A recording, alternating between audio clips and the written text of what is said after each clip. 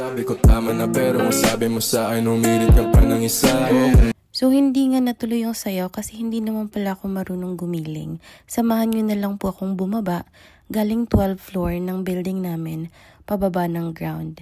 Nakapaan na nga yung isa kasi naka-heels yan siya. Malinis naman po yung floor, may maintenance naman po kami na laging naglilinis ng office namin.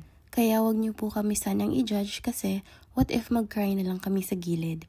Dahil nga may power outage kaya hindi gumagana yung elevator. Yung boses ko pati ganito dahil may sakit ako.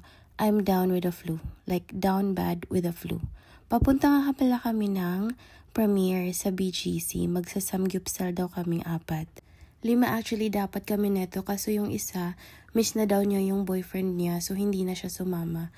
Ako din dapat hindi na sumama kasi pabagsak na talaga yung katawan ko. By the way, ito yung meats na in-order namin. Plain lang siya, ayaw namin ng marinated. And the oil that I prefer the most dito sa Premier is the sesame oil na may salt and pepper. Yun, ganun timpla lang ang gusto ko. Kaya pag nasasama ako sa mga team building, lagi ako nagre-request na please lang, huwag niyong i-marinate lahat ng karne. Kasi nga, preferred ko yung plain lang, then salt and pepper lang. May power outage din ata dito kasi pati escalator nila hindi din nagana. So sinusubok talaga ako ng panahon. Kahit pabagsak na yung katawan ko, inuna ko pa rin ang gumala at magsamgyupsal. So pinagalitan ako ng partner ko pag uwi ko ng bahay. And then I vomited everything that I ate. Deserve. Pinapagalitan niya ako pero sinasamahan pa rin ako. So your girl is down with the flu and kahanap tayo ngayon na pwede makapagpahilo tayo. Dahil ang sama ng pakiramdam ko. Dito ako dinala ng partner ko sa may Acacia Urban Spa sa may Springville malapit sa amin. So they have this sheet or form you have to fill in information whether you want soft, medium, or hard sa pressure ng pagmamassage sa'yo. They're also gonna ask for your pain points kung saan mo gustong nakafocus yung massage for that session.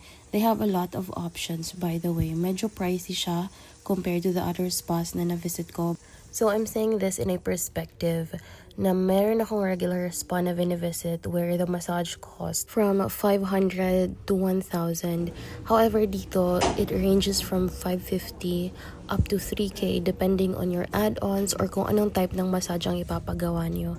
They will also serve or complement you ginger tea and water plus a hot towel for you to wipe yourself kung ayaw mo ng oil sa katawan mo. And yun nga lang po ang nangyari. I am still recovering from my flu. I hope you all take care of yourselves. And